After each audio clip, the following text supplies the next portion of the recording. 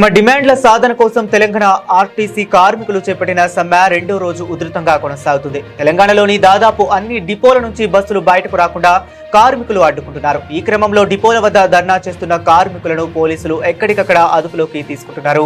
హైదరాబాద్ లో RTC JAC chairman ఈదురు వెంకన్నతో పాటు పలువురు కీలక నేతలను పోలీసులు అరెస్ట్ చేశారు. ఈ సందర్భంగా ఈదురు వెంకన్న మాట్లాడుతూ ప్రభుత్వం ఇప్పటికైనా సానుకూలంగా స్పందించకపోతే ఆందోళన పంథాను మారుస్తామని ఈదురు వెంకన్న హెచ్చరించారు. మేము నిబంధనల ప్రకారమే సమ్మెకు దిగాం.